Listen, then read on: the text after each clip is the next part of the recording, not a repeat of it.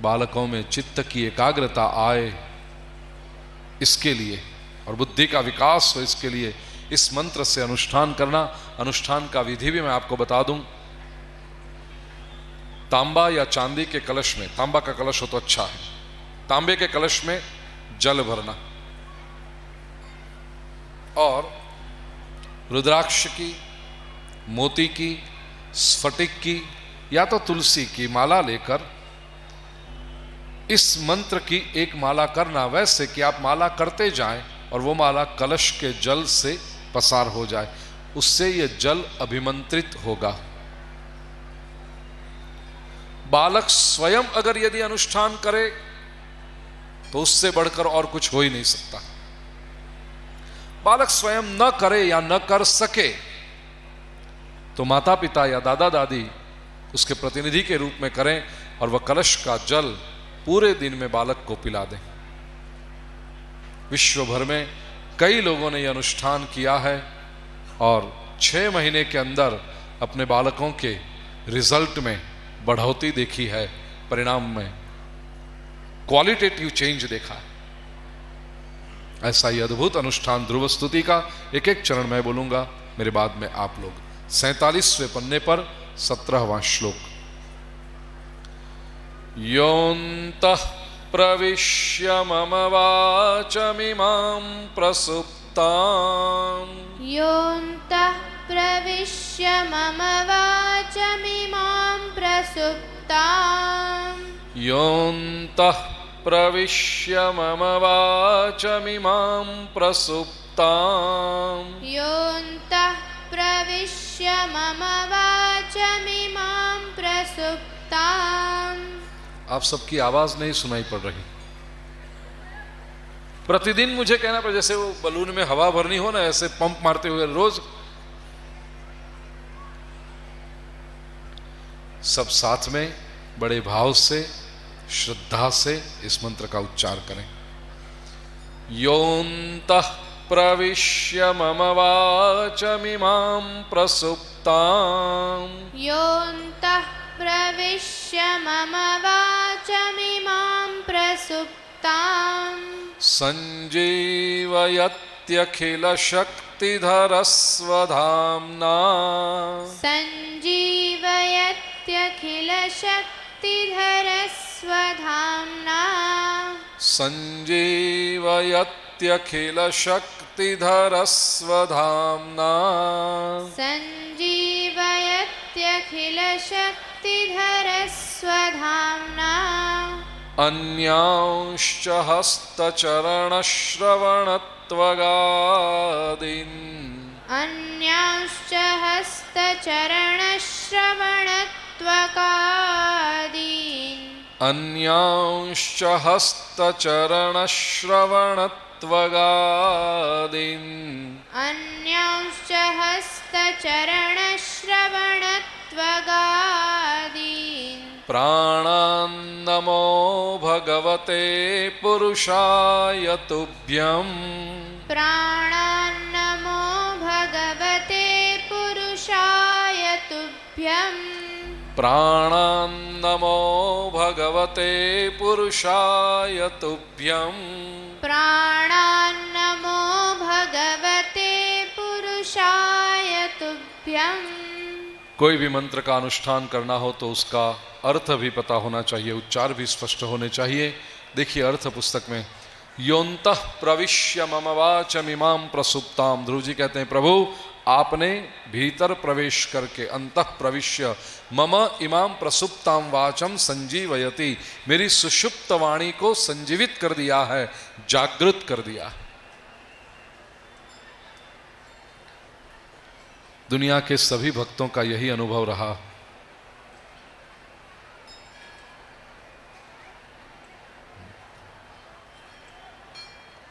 महाराष्ट्र के संत तुकाराम ने कहा, आपुलिया बड़े नाही बोलवत कृपा भगवंताची। बाइबल में लिखा, it is not ye that speaketh but the father, it is not ye that speak but the spirit of thy father that speaketh in you. हम नहीं बोल रहे, भीतर बैठकर परमात्मा स्वयं बोल रहा है। ध्रुव ये कहता है, योन्तः प्रविश्य मम वाचमिमां प्रसुप्ताम्।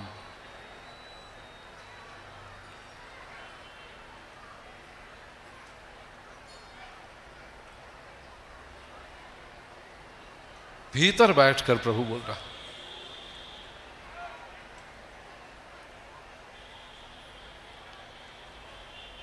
केवल वाणी ही नहीं, अन्यांश हस्त चरण श्रवणत्वगादीन, हाथ, पैर, कान, त्वक, चमड़ी आदि एटसेट्रा, सारी इंद्रियों को प्रभु ही शक्ति देते हैं, ईश्वर ही चलाता।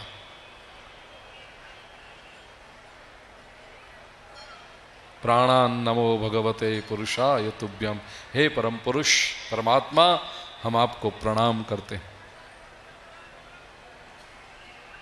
कई बार ऐसा एक प्रश्न उपस्थित होता है कि इस पुस्तिका में जो अनुष्ठान हैं, कथा के समय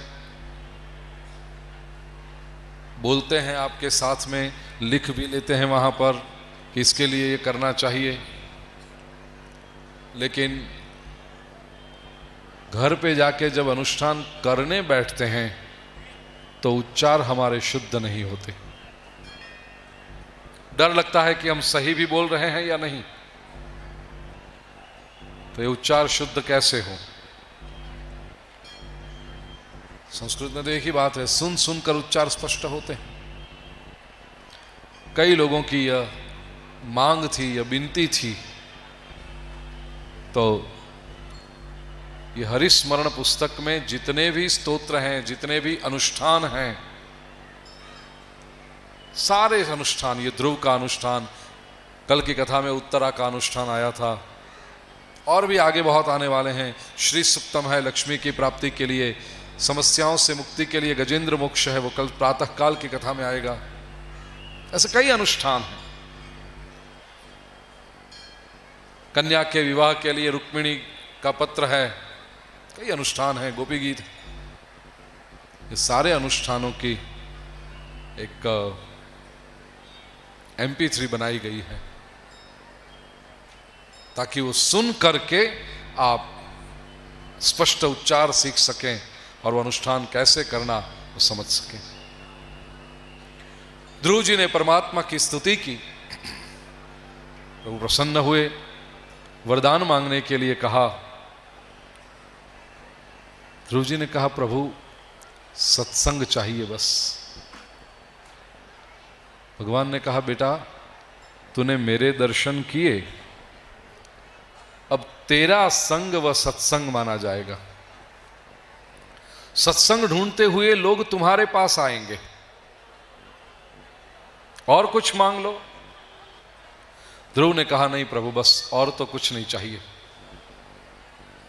ध्रुव ने न मांगा, भगवान ने सामने से दिया। यह भी जरा सोचना, जैसे कहानी जा रही है, ध्रुव घर से निकले थे क्यों? तपस्या करने के लिए, ताकि पिता की गोद में बैठना प्राप्त हो, संभव हो सके। और वो बात हो गई, कठोर तपस्या की, भगवान प्रसन्न हुए और भगवान ने कहा वरदान मांगो। तो ध्रुव को यही कहना चाहिए था ना, हे प्रभु कृपा करो, पिता की गोद में बैठने का संयोग निर्माण कर लो, तो कहानी ठीक से पूरी हो जाती, QED करके इति सिद्धम।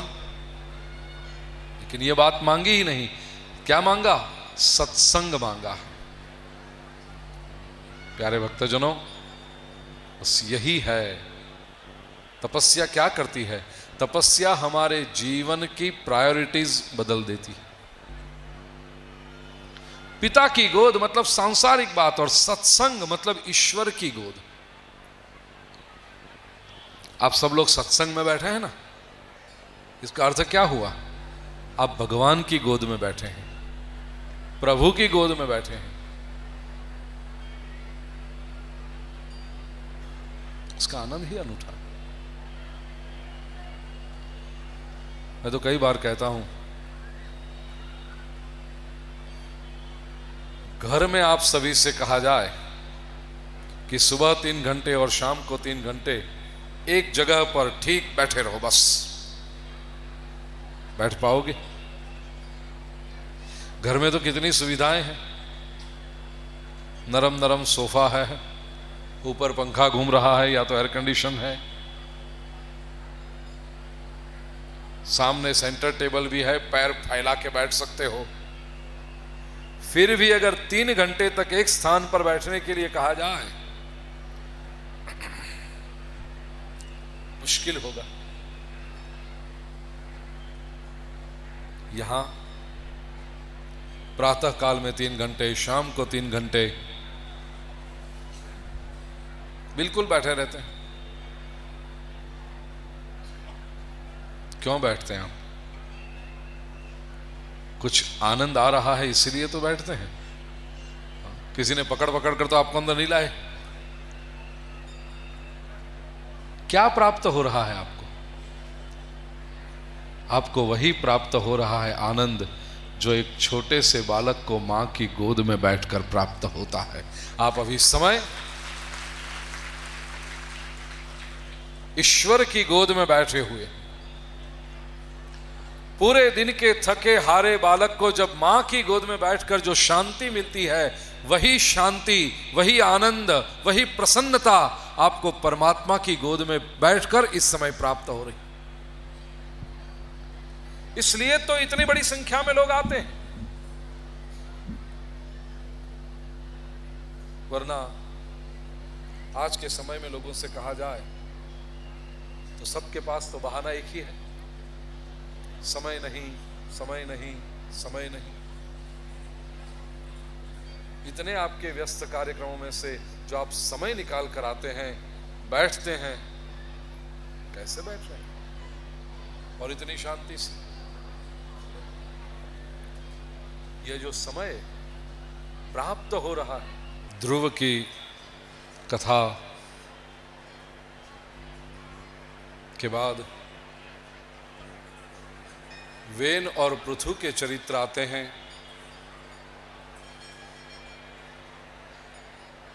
तत्पश्चात चतुर्थ स्कंद के अंत में पुरंजन पंचाध्यायी है। बड़ा सुंदर विषय, पुरंजन पंचाध्यायी। श्रीमद् भागवत में कुल 5 पंचाध्यायियां हैं। इसमें पहली पंचाध्यायी यह पुरंजन पंचाध्यायी, इसके बाद खगोल पंचाध्यायी, भूगोल पंचाध्यायी 5वें स्कंद में है। चौथी धर्म पंचाध्यायी 7वें स्कंद के अंत में है। और 5वीं रास पंचाध्यायी 10वें स्कंद के 29, 30, 31, 32 और 33, ये 5 अध्याय में। पंचाध्यायी जैसा शब्द ही है, 5 अध्याय। 5 अध्यायों में कोई एक विषय का वर्णन करना हो।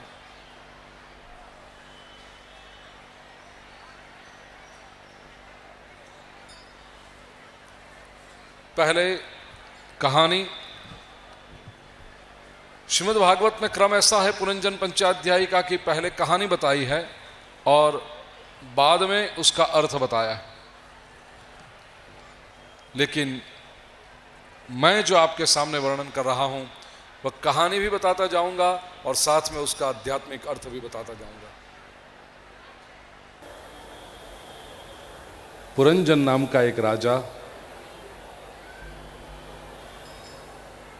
उसका अविज्ञात नाम का एक मित्र था। यह पुरंजन पंचाध्यायी, पुरंजनोपाख्यान, नारद जी ने प्राचीन बरही राजा को उपदेश के रूप में कहा था। बात ऐसी थी कि प्राचीन बरही राजा का मन केवल कर्मकांड में बहुत व्यस्त हो गया था। यह कर्मकांड शब्द का भी अर्थ समझ लेना। कुछ लोग होते हैं जो केवल कर्मकांड, मतलब कर्म कर्म कर्म, उसी से व्यस्त रहते हैं। तत्वज्ञान का एक बहुत बड़ा प्रश्न है कि ईश्वर कुछ करने से मिलता है या ईश्वर कुछ होने से मिलता है। इस पर जरा आप चिंतन करें। क्या ईश्वर किसी कर्म का परिणाम है? कुछ लोगों का मानना है कि ईश्वर कुछ कर्म का परिणाम है, कुछ करोगे तो ईश्वर प्राप्त होगा। जप करो, माला करो, होम हवन करो, यज्ञ यागादि करो, सत्कर्म करो, दान करो, पुण्य करो, तीर्थ यात्रा करो, करते रहो और कुछ कर्म के परिणाम स्वरूप परमात्मा प्राप्त होगा। जबकि वास्तविकता यह है, नारद जी बताते हैं पर प्राचीन बरही राजा को कि ईश्वर अगर कर्म का परिणाम होता तो ईश्वर की अपनी सत्ता न रहती। क्यों? क्योंकि अगर कोई व्यक्ति कुछ करे तो ईश्वर को आना ही पड़ता।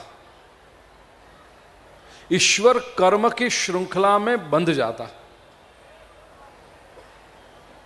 मैं दृष्टांत आपको दूं। आप यहां से बाहर निकले, दुकानें लगी हैं कपड़ों की और कपड़े के ऊपर दाम लगाए हैं, प्राइस टैग।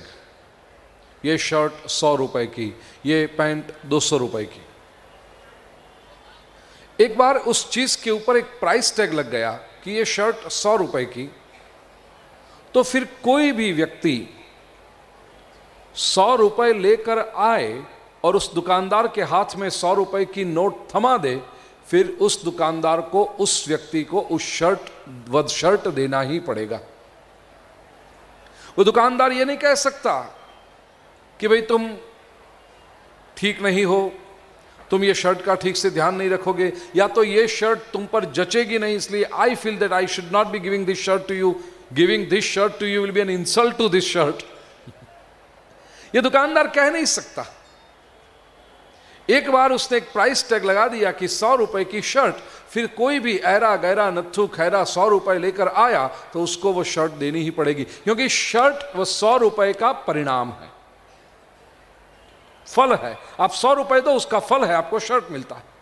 ईश्वर अगर कर्म का फल होता तो कोई भी व्यक्ति कर्म कर ले, परमात्मा मिल जाना चाहिए। लेकिन ऐसा होता नहीं, ऐसा होता नहीं। अध्यात्मवादियों का कहना है ईश्वर किसी कर्म का परिणाम नहीं है, ईश्वर करने से नहीं मिलता, ईश्वर होने से मिलता है। टू डू और टू बी।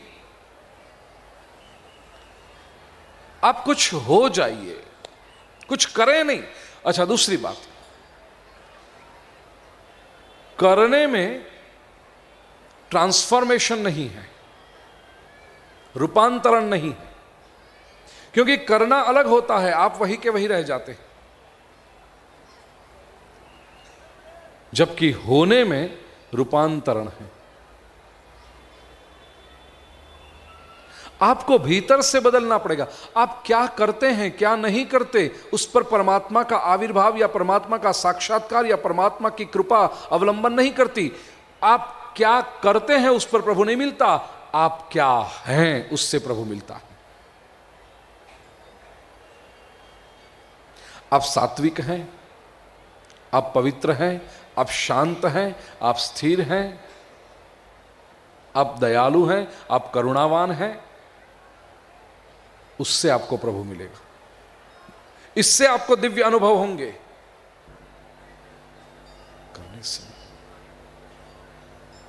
करने की बात तो ऐसी है कि काम होते रहता है, व्यक्ति वैसा का वैसा रह जाए। नहीं, जब व्यक्ति भीतर से बदलता है तभी परमात्मा प्राप्त होते हैं।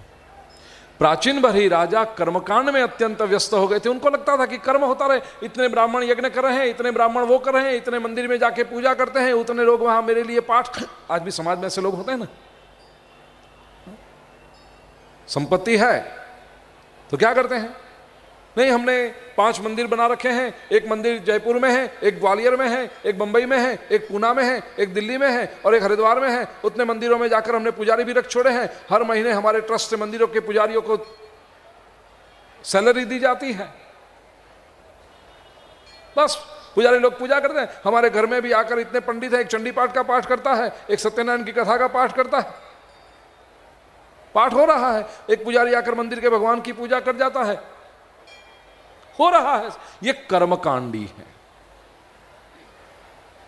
याद रहे, नारद जी बता रहे हैं श्रीमद् भागवत के 4th स्कंद के 25वें अध्याय में, ये कर्मकांड से ईश्वर नहीं, कर्मकांड का विरोध नहीं। यहां पर इतना भी ध्यान से समझ लें, कर्मकांड कुछ हद तक आवश्यक है, लेकिन केवल कर्मकांड से व्यक्ति अगर स्वयं रूपांतरित न हो तो उससे परमात्मा की अनुभूति नहीं होती। तुम्हें स्वयं बदलना पड़ेगा।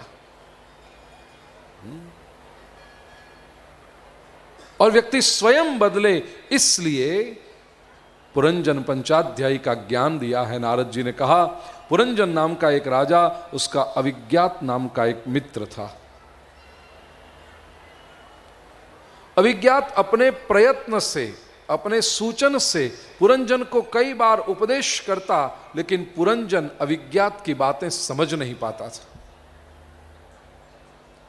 प्यारे भक्तजनों, पुरंजन ये जीवात्मा का प्रतीक है। मैं, आप, हम सब पुरंजन हैं। अविज्ञात अर्थ भी देख लीजिए, द अननोन, ईश्वर तत्व, वह हमारा मित्र है। भागवत ने कितने सुंदर संबंध बताए हैं। ईश्वर हमारा मित्र है, बिल्कुल हमेशा वो हमारे साथ में रहता है और हमारे साथ में रहकर वो सूचन करता है। परमात्मा के कितने सूचन को हम समझ सकते हैं। भगवान ने इतनी सुंदर योजना बनाई, इतना सुंदर शरीर बनाया और शरीर के अंदर ही सब सेंसर्स लगा दिए हैं, इंडिकेटर सब अंदर ही लगा दिए। जैसे गाड़ी हो, जितनी महंगी वाली गाड़ी उतने इंडिकेटर्स ज़्यादा। जैसे बड़ी गाड़ी में बैठो ना तो इतने सब इंडिकेटर होते हैं, लगता है ये कौन क्या। सीट बेल्ट नहीं लगाया तो इंडिकेटर बताएगा, टिंग टिंग टिंग टिंग करता रहेगा, सीट बेल्ट लगा हो। ऑयल कम हुआ तो इंडिकेटर बताएगा। इंजन को सर्विस कराने का समय आ गया तो इंडिकेटर बताएगा, फ्लैश करेगा, इंजन को सर्विस कराओ। दरवाजा खुला है तो इंडिकेटर बताएगा। और जितनी महंगी वाली गाड़ी होगी तो उसमें कौन सा दरवाजा खुला है वो भी इंडिकेटर बता देगा कि पीछे वाला दाहिना दरवाजा खुला है या ट्रंक का दरवाजा खुला है। जितनी महंगी गाड़ी उतने इंडिकेटर ज्यादा, कि कहीं कुछ गलती हो, कहीं कुछ खराबी हो तो सब पता चल जाए। भगवान ने भी यह मॉडल इतना सुंदर बनाया है शरीर नाम का कि सारे इंडिकेटर अंदर ही फिट किए हैं। आप सत्कर्म कर रहे हो या गलत कर्म कर रहे हो, किसी से पूछने की जरूरत नहीं, आपके भीतर ही इंडिकेटर लगा हुआ है। जब भी अच्छा काम करोगे तो भीतर से प्रसन्नता होगी, आनंद की अनुभूति होगी, और गलत काम करने जाओगे भीतर से एक बार तो आवाज आ जाती है, ये मैं गलत कर रहा हूं, मुझे न करना चाहिए। अंतरात्मा की इस आवाज को अगर आपने सुन लिया, पहचान लिया और रुक गए तो आपका सद्भाग्य। न रुक पाए, आपकी गति आप जानो। अविज्ञात नाम का मित्र ईश्वर बिल्कुल निरंतर हमारे साथ में है, वो सूचन देते रहता है। ईश्वर के सूचन को कितने लोग सुन पाते हैं, समझ पाते हैं और उस पर आचरण कर पाते हैं।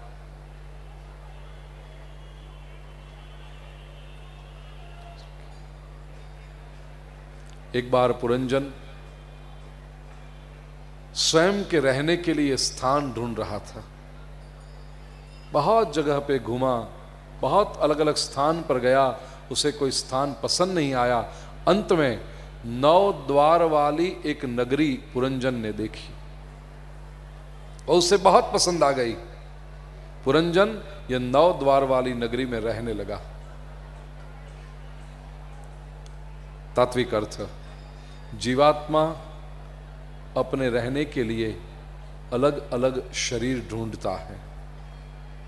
अलग अलग भूमि में पसार हुआ मतलब अलग अलग योनियों में अलग अलग शरीर धारण किए। हमने कितने शरीर धारण किए होंगे, कृमि, कीटक, शास्त्रों में वर्णन है ना, जलचर, उभयचर, एक्वेटिक एनिमल्स, फिर एम्फीबियंस, फिर रेप्टाइल्स, पेट घसीट कर चलने वाले प्राणी, फिर चतुष्पाद, 4 पैर वाले, खेचर, आसमान में उड़ने वाले पंछी, कितनी योनियां अलग अलग अलग अलग अलग हमने की। किसी स्थान पर हमें अच्छा नहीं लगा, लेकिन 9 द्वार वाली नगरी मतलब यह मनुष्य शरीर, नवद्वारे पुरे देही, बहुत पसंद आ गया। पुरंजन इसी नगरी में रहने लगा। मनुष्य देह सब बहुत पसंद आता है सबको, इसी में रहने लगते हैं। एक बार पुरंजन यह 9 द्वार वाली नगरी में घूम रहा था। अचानक, अकस्मातवश, भागवत का शब्द है अकस्मातवश, उसे एक सुंदर स्त्री दिखाई पड़ी। वह स्त्री इतनी सुंदर थी, पुरंजन लालायित हो गया। पास में जाकर पूछने लगा, हे सुंदरी, तुम कौन हो? वह स्त्री ने कहा, मेरा नाम पुरंजनी है। पुरंजन को पुरंजनी बड़ी पसंद आई। उसने विवाह का प्रस्ताव रखा। पुरंजनी ने वो प्रस्ताव स्वीकार कर लिया। पुरंजन और पुरंजनी 9 द्वार वाली ये नगरी में साथ में रहने लगे। पुरंजनी का अर्थ है बुद्धि। यह भी तत्वज्ञान का एक प्रश्न, जीवात्मा को बुद्धि मिली कैसे? इसका कोई उत्तर नहीं कि बुद्धि कैसे मिली। हमने कोई प्रयास किया बुद्धि पाने के लिए? नहीं। इसलिए शास्त्रकार कहते हैं अकस्मातवश, बस इवोल्यूशन में आगे बढ़ते गए, अचानक आपको यह मनुष्य देह में आकर के बुद्धि मिल गई। हम सभी को बड़ी सुंदर है बुद्धि, बड़ी आकर्षक है, और इसलिए सभी को बुद्धि बहुत अच्छी लगती है। जीव और बुद्धि साथ में रहते हैं ये 9 दरवाजे वाली नगरी शरीर के अंदर। पुरंजन पुरंजनी के ताल पर नाचने लगा। पुरंजनी जो कहती वो पुरंजन करता। हमारा भी यही हाल है ना, बुद्धि जो कहती है वही हम करते हैं। सभी को बुद्धि बहुत अच्छी लगती है और सब लोग कहते हैं मेरी बुद्धि, मेरी बुद्धि, मेरी बुद्धि। इतना गौरव है सभी को अपनी बुद्धि के ऊपर। मेरी बुद्धि जो कहेगी वही करूंगा, मेरी बुद्धि में अगर बात उतरेगी तो ही करूंगा, मेरी बुद्धि अगर इसको स्वीकार करेगी तो ही मैं करूंगा। मेरी बुद्धि। जरा पूछिए अपने आप से, क्या बुद्धि के ऊपर इतना भरोसा करने जैसा है? क्या अपनी बुद्धि हमें मिसगाइड नहीं कर रही कभी कभी?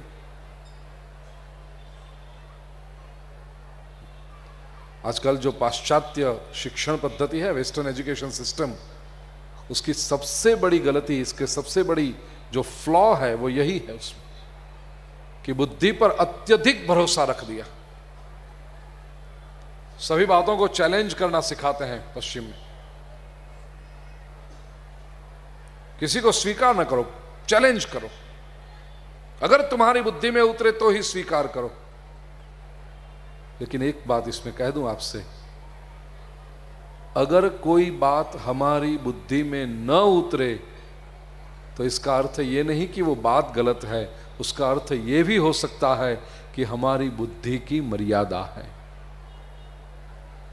तो हमारी बुद्धि की मर्यादा हो सकती,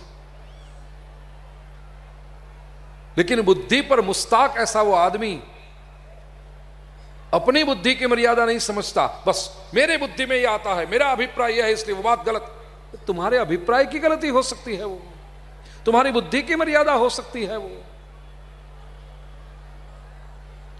यह नम्रता भी होनी चाहिए। लेकिन पुरंजनी जब बहुत प्यारी लगे ना, तब यह नम्रता नहीं आती जीवन में। बुद्धि पर बहुत आकर्षण हो, अपनी बुद्धि पर हद से अधिक भरोसा हो, तब नम्रता नहीं आती व्यक्ति के जीवन में। यह बुद्धि का भी एक अहंकार आ जाता है। पुरंजन पुरंजनी के ताल पर नाचने लगा, जीवन कहां बीत गया पुरंजन को पता नहीं चला।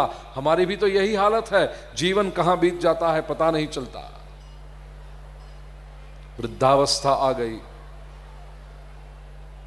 श्रीमद् भागवत में लिखा है, जब वृद्धावस्था आई तो पुरंजनी पुरंजन को छोड़कर चली गई। हमारा भी यही हाल होता है। कुछ अवस्था होने के बाद बुद्धि चली जाती, व्यक्ति को पता नहीं चलता कि कम हो गई, लेकिन आसपास के लोगों को पता चलता कि कम हो गई। सेवा भावी हो तो कहते हैं अब ऐसा है ना कि बाबूजी की उम्र हुई। नहीं, ऐसे तो सब कुछ याद है उनको, लेकिन अभी अभी क्या किया वो याद नहीं रहता। ये नम्र भाषा में, और कठोर भाषा में कहे तो सठिया गए हैं। लेकिन बुद्धि कम हो जाती है बिल्कुल। कभी कभी व्यक्ति जिद्दी हो जाता है, अपनी बात पर इतना अड़ जाता है, दूसरे की बात सुनने को भी तैयार नहीं रहता। ओपन माइंडेडनेस जो होती है वो बिल्कुल नहीं रहती। बुद्धि मां जी कहती भी है, अब इनके 80 साल हुए ना, अब वो फिर से बच्चे जैसे हो गए। बुद्धि चली गई। पुरंजनी पुरंजन को छोड़कर चली गई। पुरंजन याद कर रहा है, मेरी पुरंजनी कहां, मेरी पुरंजनी कहां, मिलती नहीं। पुरंजन कहता है, पुरंजनी के बिना मुझे इस घर में, ये 9 द्वार वाली नगरी में अच्छा नहीं लगता। यदि न स्याद् गृहे माता पत्नी व पति देवता, व्यंगे रथ इव प्राज्ञ को नामासी तदीनवत। बात बड़ी सही कही भागवत ने। पुरंजन कह रहा है कि कहां है वो सुंदरी। यदि न स्याद् गृहे माता, घर की शोभा कौन है। कहा अगर घर में मां न हो, यदि न स्यात् गृहे माता पत्नी वा पति देवता। पति परायण पत्नी न हो, घर में या तो मां होनी चाहिए या पत्नी होनी चाहिए। इनके बिना घर कैसा लगता है।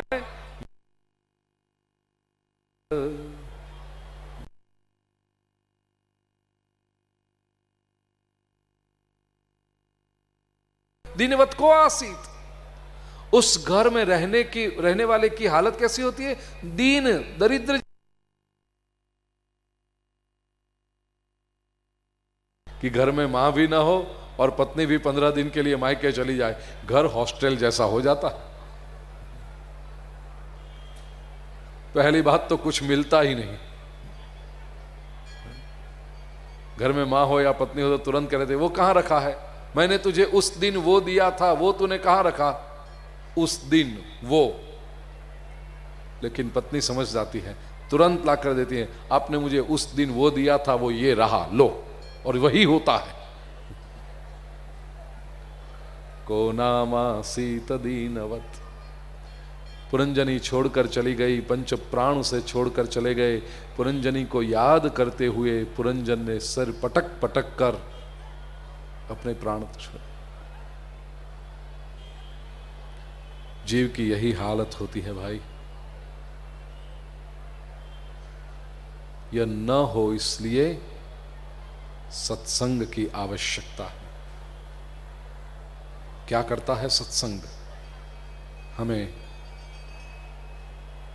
जीवन को समझने में सहाय करता है, वृद्धावस्था को स्वीकारने में भी सहाय करता है। पुरंजन की वृद्धावस्था से यह भी बताया गया, वह ऐसी उम्र है वृद्धावस्था जब शरीर में शक्ति न हो, बुद्धि निर्णय न कर सकती हो, अपाहिज अवस्था आ गई हो, लोगों के सहारे जीना पड़ता हो। 20 साल से लेकर 65 साल की उम्र तक शेर की तरह घूमने वाला व्यक्ति एक आध हार्ट अटैक आ जाए या एक आध स्ट्रोक आ जाए, थोड़ा सा पैरालिटिक की असर हो जाए, स्वास्थ्य अच्छा न रहे, शरीर में दुर्बलता आ जाए, वह शेर जैसा व्यक्ति क्या हालत होती है उसकी।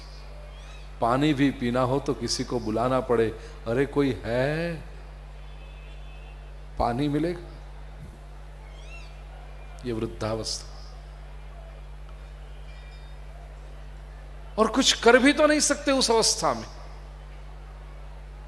केवल एक कार्य हो सकता है, उस अवस्था का स्वीकार करो, उस अवस्था में हो सके उतनी अपनी डिमांड्स, अपनी आवश्यकताएं कम कर दो और मन को धीरे धीरे धीरे धीरे धीरे अंतर्मुखी करके परमात्मा के चरणों में स्थिर कर दो, तो आपकी वृद्धावस्था अन्यों के ऊपर बोझ न बनेगी और आपके लिए शांतिप्रद बनेगी।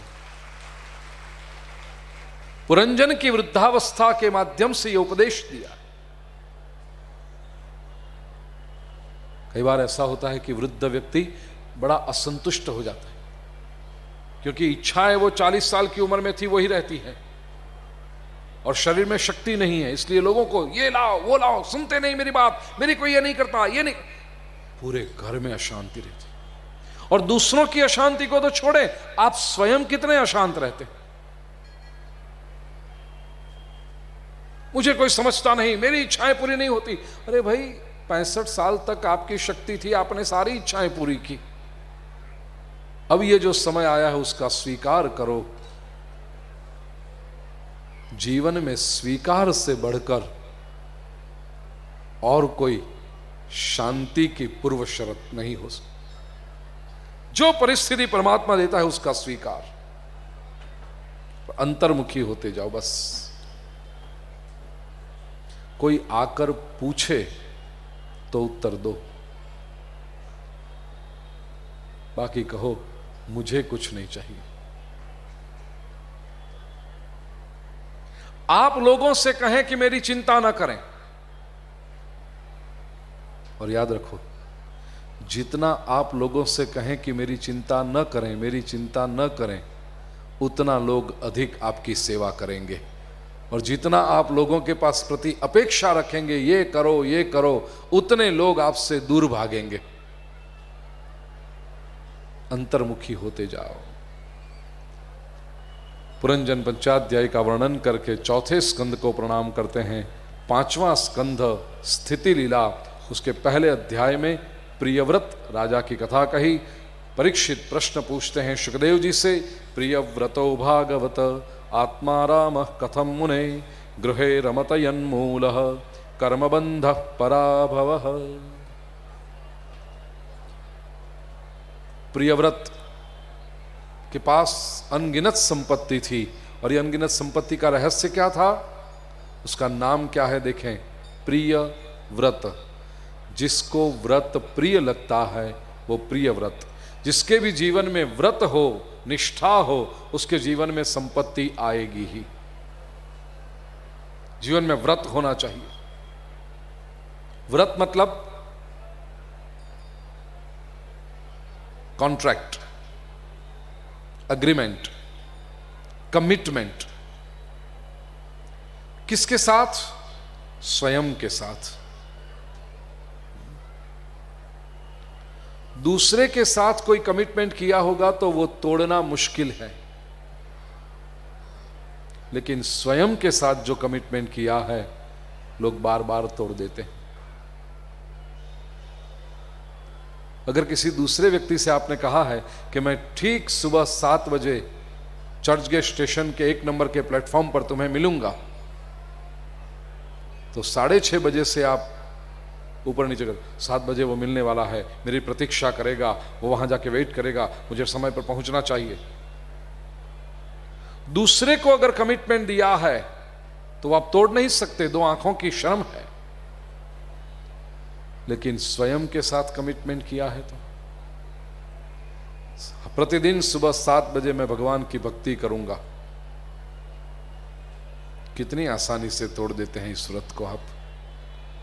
पहले दिन भक्ति की, दूसरे दिन 7 बजे, तीसरे दिन 7 बजे, चौथे दिन 7:30 बजे, 5वें दिन आज सुबह जरा ठंड थी ना इसलिए उठ नहीं पाए 8:30 बजे, 6ठे दिन 10 बजे और 7वें दिन आज तो संडे है ना, छोड़ो क्या करें भक्ति, छुट्टी गई भक्ति, व्रत टूटा आपका। जो व्यक्ति व्रतनिष्ठ रहता, करूंगा ही, देहम पातयामी व कार्यम साधयामी, व्रतनिष्ठ व्यक्ति संपत्ति पाता ही है उसके जीवन में। उसके बाद ऋषभदेव जी भगवान के एक अवतार है, 24 अवतारों में। ऋषभ का अर्थ होता है श्रेष्ठ। ऋषभदेव जी को 100 पुत्र थे। 100 में से जो ज्येष्ठ पुत्र था और श्रेष्ठ पुत्र था वह थे भरत जी। ऋषभदेव जी भी परमहंस, भरत जी को राज्य गद्दी सौंपकर ऋषभदेव जी ने बड़ा सुंदर उपदेश किया है प्रजाजनों को। ऋषभदेव जी ने जो उपदेश दिया उसमें एक श्लोक बड़ा सुंदर है, समझने जैसा है। गुरुर्न सस्यात् स्वजनो न सस्यात्, पिता न सस्यात् जननी न सास्यात्, दैवन्न तस्यान्न पतिश्च सस्यान्, नमोचयेद्य समुपेत मृत्युम। वह गुरु गुरु नहीं, वह पिता पिता नहीं, वह माता माता नहीं, वह दैव दैव नहीं, या वो पति पति नहीं जो सामने खड़े हुए मृत्यु से हमें बचा न सके। समुपेत मृत्युम, सामने जो मृत्यु है उससे हमारी रक्षा न कर सके। इन शॉर्ट, कोई भी संबंध हम बांधते हैं तो वो संबंध कब है यथार्थ? संबंध ऐसा होना चाहिए जो मृत्यु से बचा सके। बचा सके नहीं कहा, मोचयेद, मुक्त कर सके। सच पूछो तो संबंध बंधन में आने के लिए नहीं होता, प्रत्येक संबंध मुक्ति की ओर ले जाने वाला होना चाहिए। आपने जिसको गुरु के रूप में स्वीकार किया है वह व्यक्ति क्या आपको बंधनों से मुक्त कर सकता है? आमतौर पर ऐसा होता है कि संसारी के तो बंधन होते हैं, जब किसी को गुरु के रूप में स्वीकार करे तो गुरु 2 बंधन और डालता है, मुक्ति नहीं कराता। जो मुक्ति प्रदान कराए, गुरुर्न सस्यान् स्वजनो न सस्यात्, वो स्वजन स्वजन नहीं जो तुम्हें मुक्ति की ओर न ले जाए। आप कहोगे हमारे तो सारे स्वजन बंधन में ही डालते हैं, हमारे पिंटू की बर्थडे पार्टी में आप नहीं आए, आना ही पड़ेगा। देखो कितना बड़ा बंधन खड़ा कर देते हैं। स्वजन है तो जाना पड़ता है, बंधन है ना वो।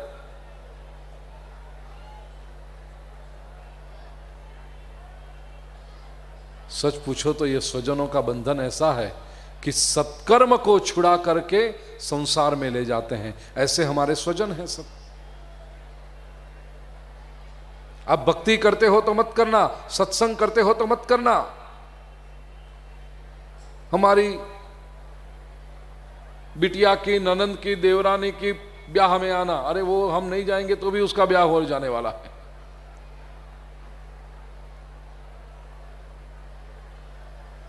स्वजन वो नहीं जो आपको बंधन में ले जाएं, स्वजन वो हैं जो आपको मुक्त करे बंधनों से। गुरुर न सस्यात् स्वजनो न सस्यात्, पिता न सस्यात् जननी न सास्यात्।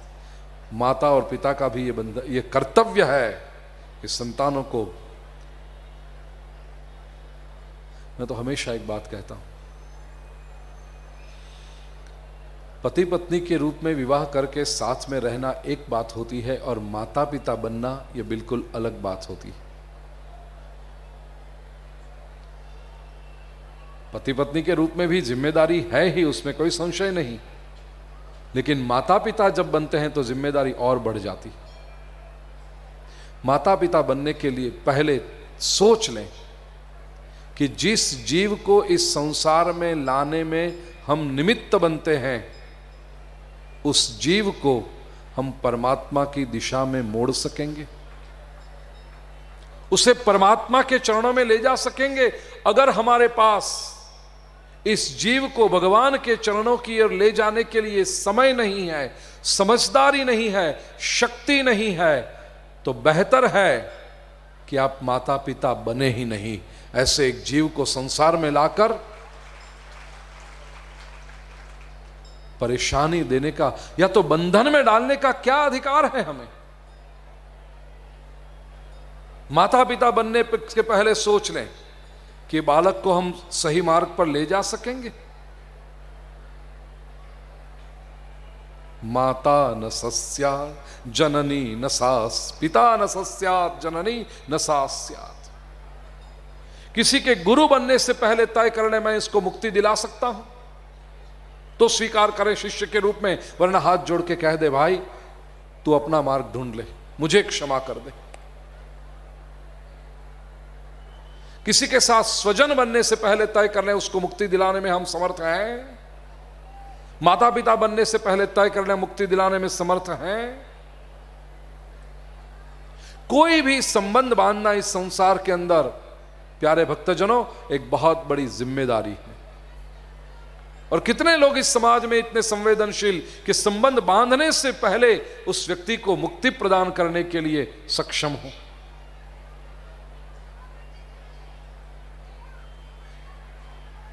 भरत जी ने उपदेश दिया, ऋषभदेव जी ने उपदेश किया। ऋषभदेव जी के बाद भरत जी राजा बने। इंद्र कन्या पंचजनी से उन्होंने ब्याह किया है, बड़ी सुंदर रूप से राज्य चलाया। लेकिन ये तो परमहंसों की कथा है ना भाई। वह भी राज्य से निवृत्त हो गए, तपस्या करने लगे, नदी के किनारे एक छोटा सा आश्रम बांधकर। एक दिन की बात है, सुबह के समय भरत जी नदी के किनारे बैठे थे। नदी के प्रवाह में उन्होंने देखा कि एक हरिण शावक, हिरण का बच्चा जल में बह रहा है। भरत जी कूदे, उस बच्चे को ले आए। घटना ऐसी थी कि नदी से आगे थोड़े अंतर पर एक गर्भवती हिरनी जल पीने के लिए आई थी। पूरे महीनों का गर्भ था उससे। पीछे किसी शेर ने बड़े जोर से आवाज की, चिंगाड़ा वो शेर, दहाड़। शेर के दहाड़ने की आवाज सुनकर हिरन यूं भी डरपोक प्राणी होता है, बुजदिल होता है, सीधे उसने जल में डाल दिया, अपने आप को कूद पड़ा वो हिरन। माता हिरणी की तो मृत्यु हो गई, लेकिन वहीं पर उसका प्रसव हो गया। वो तुरंत का जन्मा हुआ हिरन का बच्चा जल के प्रवाह के साथ बह रहा है। भरत जी उससे संभाल कर ले आए आश्रम में। शुकदेव जी वर्णन करते हैं, राजन परीक्षित, यह एक कर्म हुआ, उसकी वजह से भरत जी की मुक्ति 2 जन्मों के लिए पोस्टपोन हो गई, पीछे धकल गई।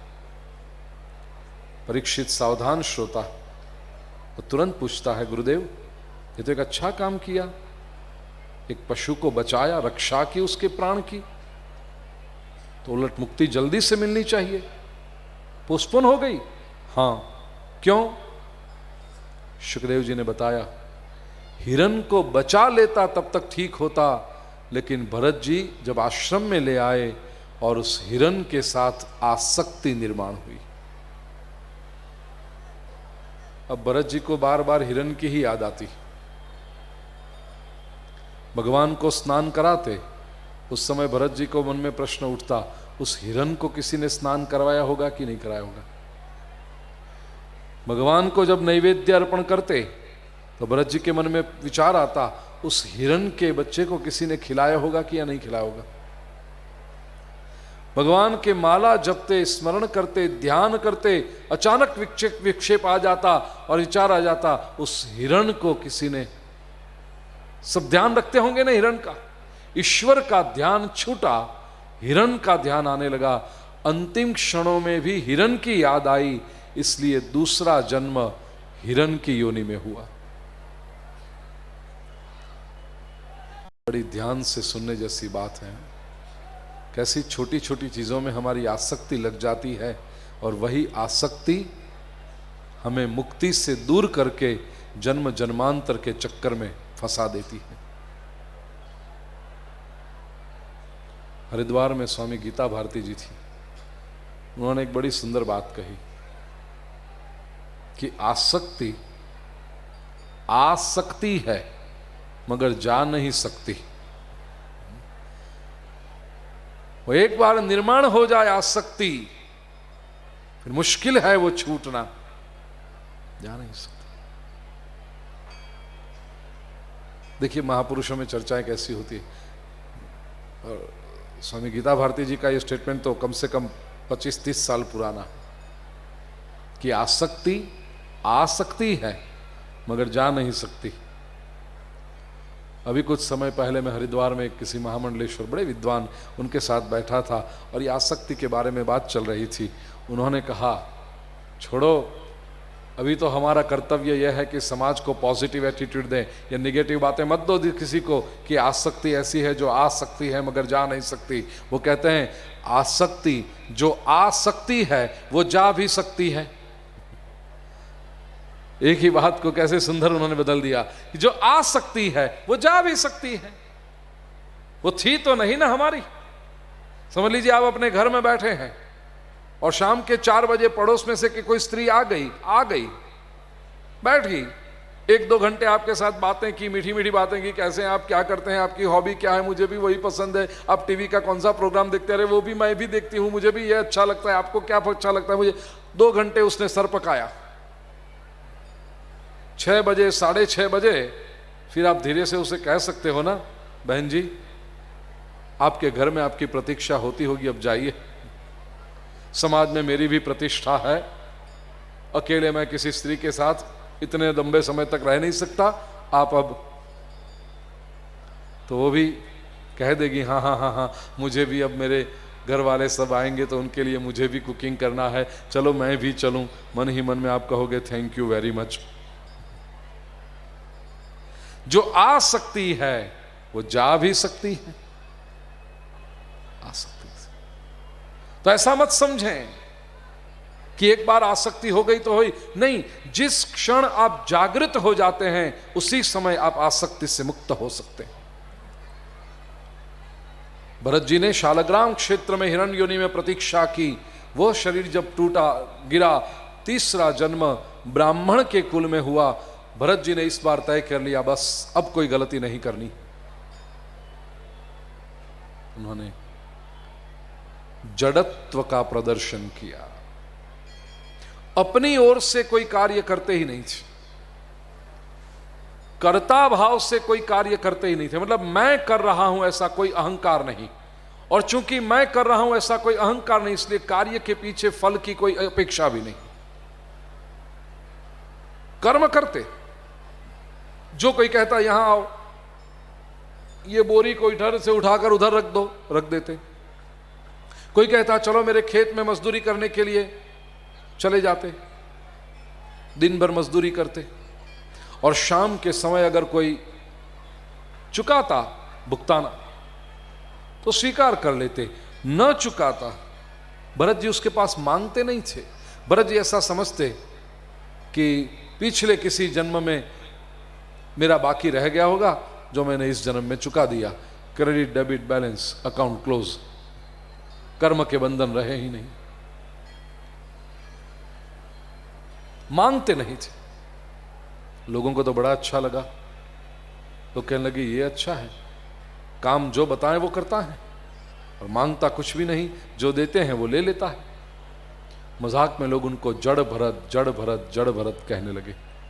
लेकिन प्यारे भक्तजनों, ये जड़ भरत नहीं है, ज्ञानी भरत है। वेदांत की शिखर की अवस्था जिसे साक्षी भाव कहते हैं, उस स्थिति में यह भरत जी थे।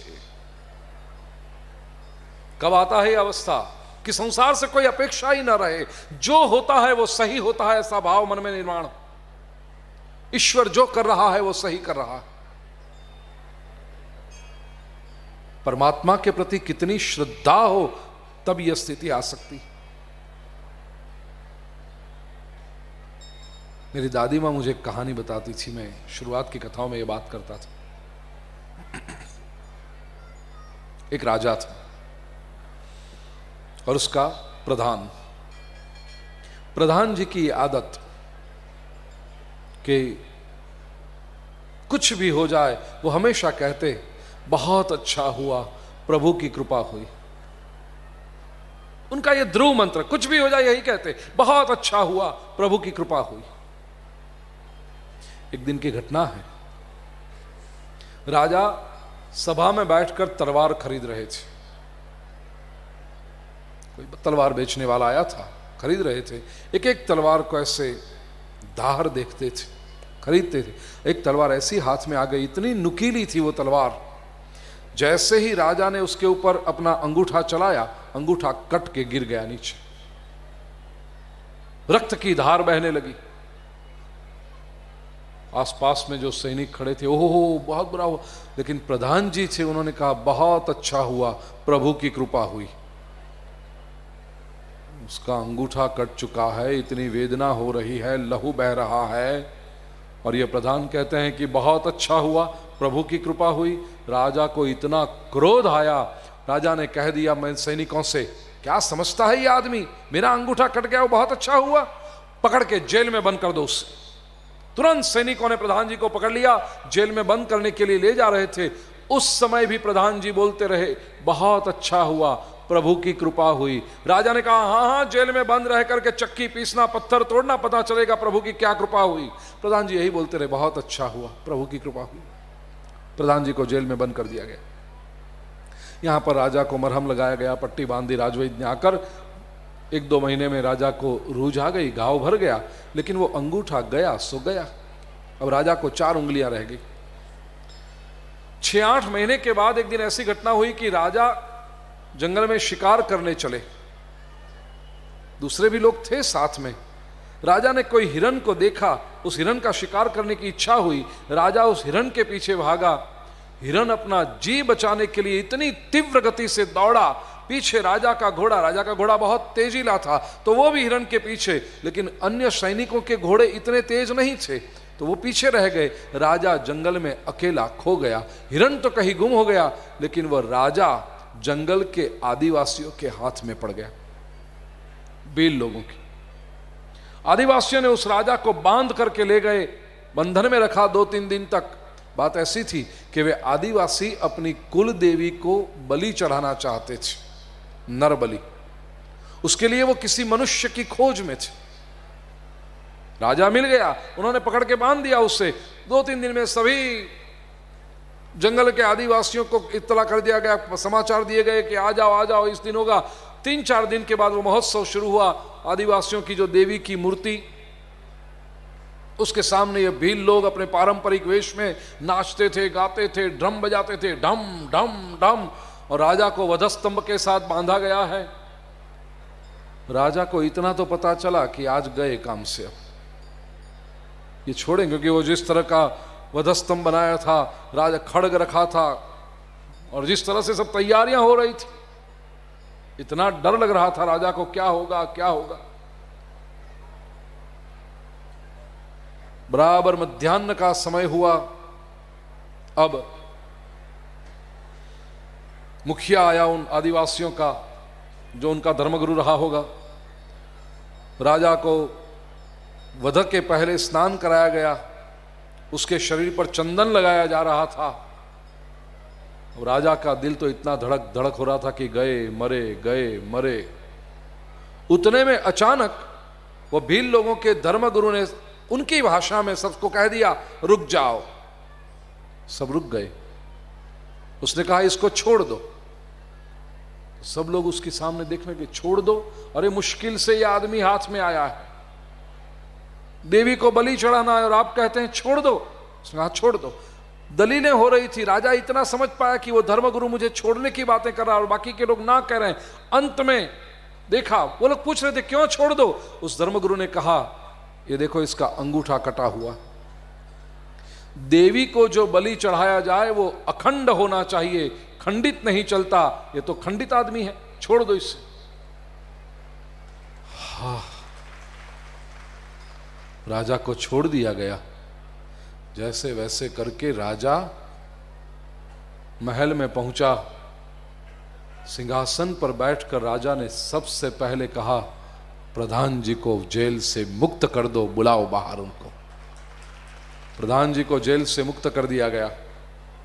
राजा ने प्रधान जी से कहा, प्रधान जी आपकी बात बिल्कुल सही थी, अंगूठा मेरा कट गया। सब लोगों ने कहा बुरा हुआ, बुरा हुआ, बुरा हुआ। एक आप थे जो कह रहे थे बहुत अच्छा हुआ, भगवान की कृपा हुई। प्रधान जी ने कहा, यही तो है भगवान की कृपा। ये संसार में जो भी होता है भगवान की कृपा ही होती है, अच्छा ही होता है। राजा ने कहा, प्रधान जी मेरा अंगूठा कट गया, उस समय आपने कहा बहुत अच्छा हुआ। ये तो मुझे 8 महीने के बाद दिखाई पड़ा कि अंगूठा कट गया, उसकी वजह से मेरी जान बच गई। मैं उस देवी के सामने बलि चढ़ाने के काम में नहीं आया। लेकिन उस समय आपने इतनी अच्छी बात कही कि बहुत अच्छा हुआ, भगवान की कृपा हुई, फिर भी मैंने आपके ऊपर क्रोध किया और आपको जेल में बंद कर दिया। जेल में जाते समय भी आप कह रहे थे कि बहुत अच्छा हुआ, प्रभु की कृपा हुई। आपको ख्वामख्वा 8 महीने जेल में मजदूरी करनी पड़ी, सजा भुगतनी पड़ी, उसमें क्या अच्छा हुआ? वो क्या प्रभु की कृपा हुई? प्रधान जी कहते हैं, राजा वो भी बहुत अच्छा हुआ, प्रभु की कृपा हुई। क्यों? क्योंकि मैं हमेशा तुम्हारे साथ में रहता हूं, मेरा घोड़ा भी तुम्हारे जितना ही तेज है। अगर मैं जेल में बंद न होता तो मैं तुम्हारे साथ शिकार के लिए आता, हम दोनों जंगल में गुम हो जाते, हम दोनों आदिवासियों के हाथ में पड़ जाते। तुम्हारा तो अंगूठा कटा हुआ है, तुम बलि चढ़ाने के काम में ना आते, लेकिन मैं वहां काम में आ जाता। बहुत अच्छा हुआ कि मैं जेल में बंद था, ईश्वर की कृपा हुई। प्यारे भक्तजनों, इस कहानी में तो राजा को और प्रधान को केवल 6-8 महीने के भीतर भीतर पता चल गया कि जो होता है वो अच्छा होता है, भगवान की कृपा होती है। हमारी कई बार पूरी जिंदगी गुजर जाती है, फिर भी हमें पता नहीं चलता कि जो हो रहा है वो सही हो रहा है, परमात्मा की कृपा वृष्टि हो रही। साक्षी भाव जीवन में तभी आएगा जब इतनी श्रद्धा हो परमात्मा के ऊपर। और याद रखें, परमात्मा ऐसा नहीं कि कोई व्यक्ति बैठा है ऊपर बड़ा सा सिंहासन लगाकर और नीचे देख रहा है, ये सही कर रहा है, ये गलत कर रहा है, गलत कर रहा है उसको डंडा मारें, सही कर रहा है उसको पीठ थप। नहीं, परमात्मा philosophically speaking is a system, एक परफेक्ट सिस्टम है कि संसार में जो भी हो रहा है बिल्कुल सही रूप से। अगर संसार में हमें लगता है कि कुछ गलत हो रहा है, याद रखो वो हमारी समझ की मर्यादा हो सकती है। It is because of our interpretation. वो हमारा इंटरप्रिटेशन अलग हो सकता है। जो होता है वो तो अच्छा ही होता है। इसलिए सांख्य शास्त्र आपको यह भी सिखाता है। जब भरत जी ने रघुगण राजा को उपदेश दिया तब की बात बताता हूं, समय की मर्यादा है। तो भरत जी ने रघुगण राजा को उपदेश में यह भी कहा, राजन अपने मन को यह भी, सुबह जब कल कपिल देव जी की कथा का वर्णन किया था तब भी मैंने बताया था कि मन को मजबूत करो। मन को मजबूत करने में एक बात यह भी ध्यान रखना, अगर जीवन में सुखी होना चाहते हो, अभिप्राय देना बंद कर दो। ये सही, ये गलत, ये व्यक्ति सही, ये व्यक्ति गलत, ये परिस्थिति सही, ये परिस्थिति गलत मत कहें। हम कौन होते हैं ऐसे जजमेंट देने वाले? याद रहे, घटना केवल घटना होती है। सही या बुरी योग्य या अयोग्य ये हमारा इंटरप्रिटेशन होता है, और हमारे इंटरप्रिटेशन तो बदल भी सकते हैं।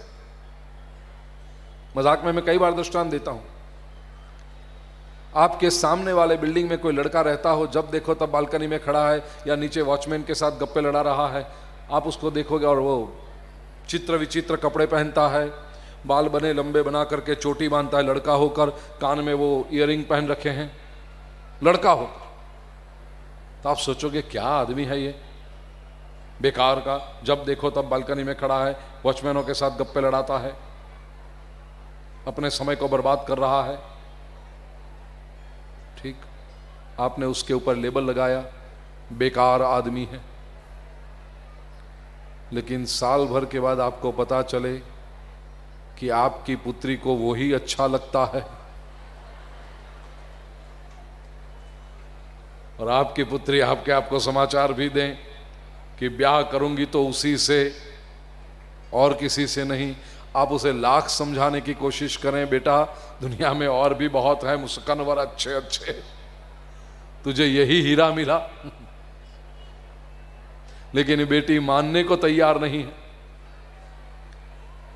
और ऐसे टेंशन घर में होते हैं, अंत में आप बेटी के सामने हार मान लेते हैं। ठीक है, या तो हार नहीं मानते, बेटी भाग जाती है, आपको वो भी चॉइस कहां कि आप हार मान लें।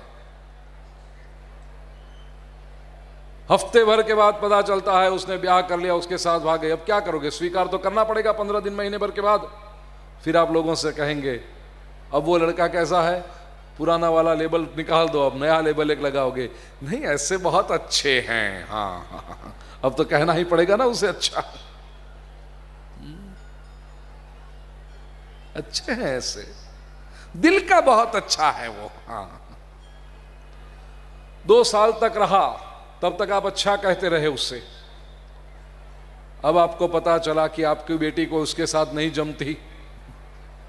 2 साल के बाद कुछ समस्याएं उनकी हो गई, आपस में झगड़ा होने लगा, और एक दिन परेशान होकर के बेटी आ गई, पिताजी इस राक्षस से मुझे छुड़वाइए। अब आप क्या करोगे? वापस उसके ऊपर लेबल बदला, क्या आदमी है। क्यों भाई, पहले कैसा था? एक ही व्यक्ति के बारे में आप कितने लेबल बदलते जाते हो? क्यों? आपका इंटरप्रिटेशन बदलता है, घटनाएं बदलती हैं। याद रखना, किसी व्यक्ति के बारे में, किसी घटना के बारे में जजमेंट मत दो, लेबल लगाना बंद कर दो। याद रखना, घटना केवल घटना होती है, अच्छी या बुरी वो तो हम कहते हैं। एक्चुअली देखा जाए तो प्रत्येक घटना हमारी शिक्षक होती है, वो हमें कुछ न कुछ सिखा कर जाती। तो अब की बात ऐसा करें, घटना अच्छी या बुरी ये ना कहें, कैसी घटना, नहीं हमें कुछ अनुभव देकर गई वो, कुछ सिखाया उसने हमें। व्यक्ति भी अच्छा या बुरा नहीं होता, व्यक्ति केवल हमें सिखाने वाला होता है। और जीवन एक दीर्घ यात्रा है सीखने की, बस हम सीखते जाते हैं, सीखते जाते हैं। मन को शांत रखें, स्वस्थ रखें। 5वें स्कंद के अंत में 28 प्रकार के नरकों का वर्णन किया। 6ठे स्कंद के आरंभ में परीक्षित ने प्रश्न पूछा, गुरुदेव ये 28 प्रकार के नरकों में जाना न पड़े इसलिए क्या करना चाहिए? सुखदेव जी ने 2 उपाय बताए, एक प्रायश्चित्त पछतावा, और दूसरा विमर्शनम ज्ञान। परीक्षित कहता है, गुरुदेव ज्ञान तो वो बड़े बड़े महात्माओं के पास होता है, वे ही समझ सके, हम तो सामान्य व्यक्ति, हम ज्ञान को कैसे समझें? सुखदेव जी ने कहा, परीक्षित तेजस्वी बातें करो, मायूसी की बातें मत करो। हमें कैसे मिल सकता है, वी द मॉर्टल्स, हम तो सामान्य। इस संसार में कोई भी व्यक्ति सामान्य है ही नहीं, प्रत्येक व्यक्ति असामान्य है। क्यों? क्योंकि परमात्मा ने आप सभी को असामान्य बनाया है। जरा सोचिए, पूरे विश्व में आप जैसा और कोई नहीं, आप अकेले ही हैं। Every individual is so unique. अनूठे हैं आप। और ज्ञान की बात, छठे स्कंद का नाम ही है पोषण लीला। पुष्टि शब्द का अर्थ होता है कृपा, अनुग्रह। परमात्मा जीव मात्र पर कृपा करते हैं। कभी न कभी जीवन में ज्ञान प्राप्ति का संयोग निर्माण करते हैं। मनुष्य अगर ये ज्ञान को प्राप्त कर ले और जीवन की गाड़ी की पटरी बदल लें तो उससे निश्चित रूप से मुक्ति मिलती है। यह बात सिद्ध करने के लिए अजामिल की कथा बताई है। भक्तजनों, छठा स्कंद पोषण लीला। याद रहे, ईश्वर सभी पर अनुग्रह करते हैं। ईश्वर की कृपा सब पर बरस रही।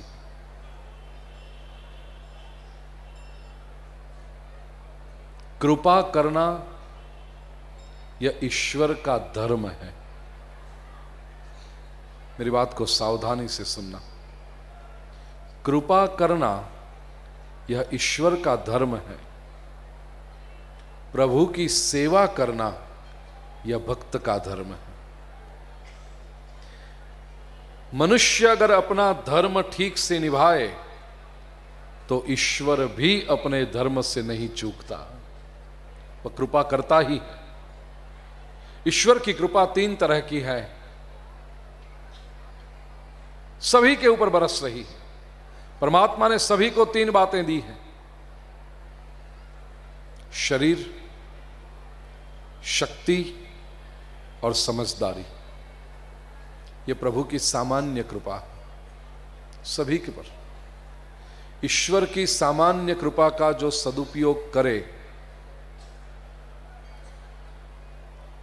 मतलब शरीर, शक्ति और समझदारी को परमात्मा के चरणों में अर्पित करे, प्रभु के कार्य में लगाए, उसके ऊपर प्रभु की विशेष कृपा बरसती है। और परमात्मा की विशेष कृपा मतलब परमात्मा का साक्षात्कार।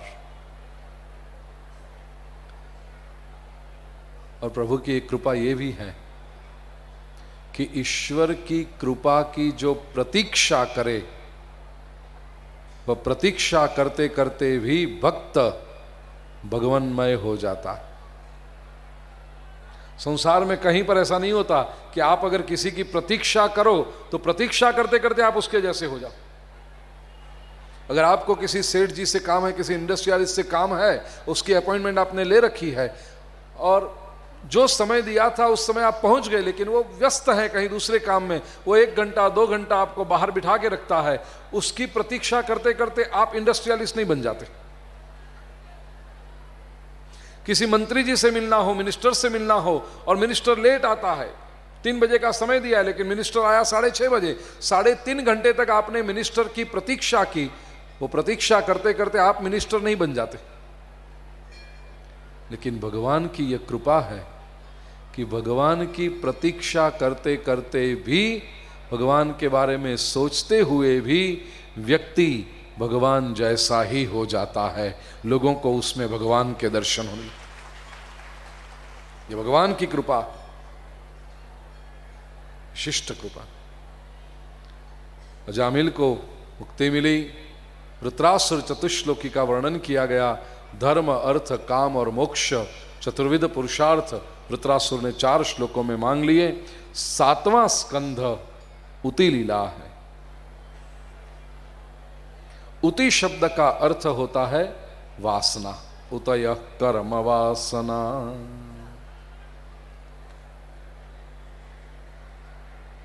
परीक्षित ने प्रश्न पूछा, गुरुदेव, समप्रिय सुरद ब्रह्मन भूतानाम ईश्वर भगवान स्वयं इंद्रस्यार्थे कथम दैत्यानवधि द्विषमो यथा। ये भगवान भी ऐसा करते हैं कि देवों की मदद करते हैं, दैत्यों को मारते हैं। इंद्र को मदद की, वृत्रासुर को मारा। भगवान के लिए तो क्या देव क्या दैत्य सब समान होने चाहिए। क्या भगवान भी पार्शियलिटी करते हैं, पक्षपात करते हैं? भगवान भी सबके साथ विषम होते हैं? देखिए, ये प्रश्न हमारे मन में भी आता है कभी कभी। कई बार हमें लगता है ना, भगवान की कृपा हम पर नहीं है, पड़ोसी के ऊपर भगवान की कृपा बहुत ज्यादा जा रही है। भक्ति हम करते हैं और भगवान की कृपा जाती है पड़ोसी ऊपर। भगवान के अभिषेक पात्र की वो नली टेढ़ी तो नहीं कि वो अभिषेक पात्र झुकाते हैं अपनी ओर, लेकिन वो जाती है पड़ोसी में। भक्ति हम करें और फायदा पड़ोसी को हो रहा है। क्या भगवान विषम है? ऐसा लगता है हमें। यही प्रश्न परीक्षित ने पूछा। सुखदेव जी बताते हैं, राजन, यह प्रश्न जो तुम मुझसे पूछ रहे हो, यही प्रश्न तुम्हारे दादा युधिष्ठिर ने नारद जी से पूछा था राजसूय यज्ञ के समय। पांडव जब इंद्रप्रस्थ में राजसूय यज्ञ कर रहे थे, उसमें एक विधि आती है राज पूजा, राजा की पूजा। राजा तो बहुत सारे आकर बैठे थे। अग्र पूजा किसकी करनी, पहली पूजा किसकी करनी? पांडवों ने तय किया, भीष्म ने कहा, द्रोणाचार्य ने कहा, कृपाचार्य ने कहा, विदुर जी ने कहा, सब ने कहा पहली पूजा तो कृष्ण की ही हो सकती। तो दूजी और दुर्योधन, दुशासन, शकुनी, अश्वत्थामा, जरासंध, ये सब लोग थे। जरासंध तो मर चुका था। ये सब लोग थे। इन्होंने कहा नहीं नहीं, पहली पूजा तो कृष्ण की ना हो। विधि क्या है? राजा की पूजा होनी चाहिए। ये कहां राजा, ये तो ग्वालिया है। ये लोग हमेशा कृष्ण को ऐसे ही अपमानित कर रहे थे, तो ग्वालिया है, गायें चलाता था, ये कहां का राजा। फिर भी जब कृष्ण की पूजा शुरू हुई तो उस समय सभा के मध्य में उपस्थित खड़े होकर शिशुपाल ने कृष्ण के बारे में अनाप शनाप बोलना शुरू कर दिया, अपशब्द बोलना शुरू कर दिया।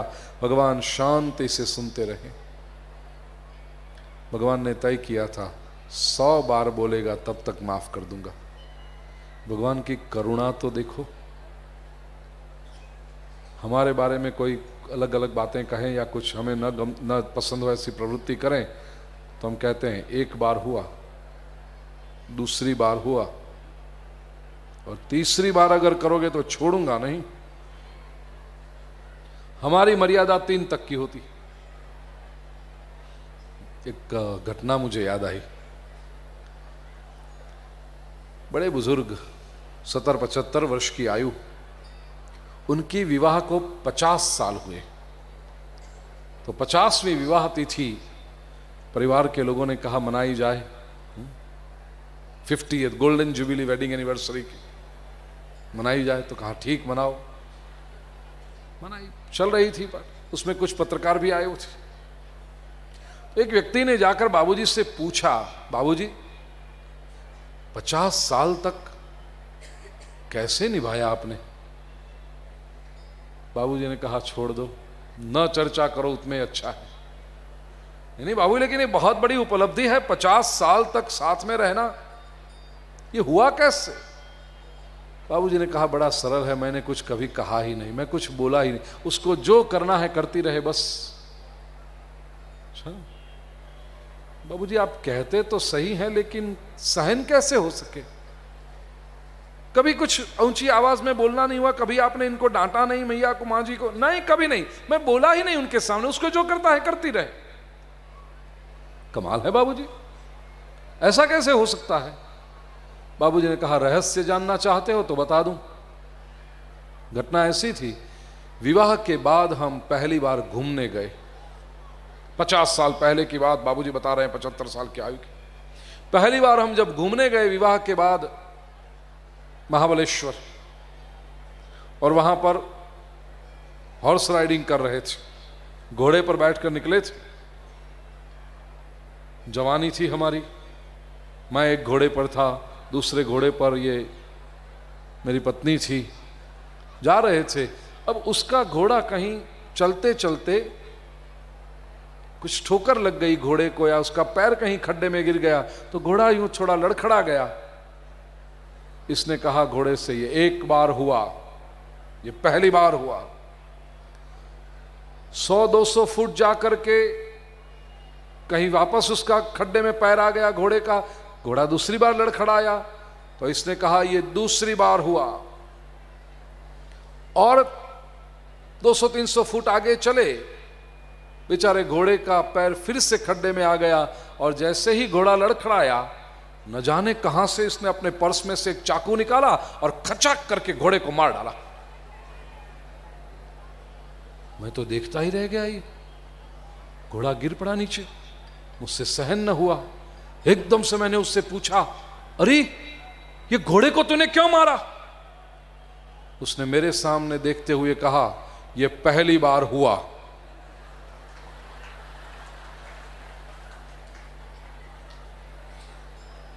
तब से लेकर आज तक मैंने कुछ कहा ही नहीं उससे। यह रहस्य है हमारे 50 वर्ष के वैवाहिक जीवन का।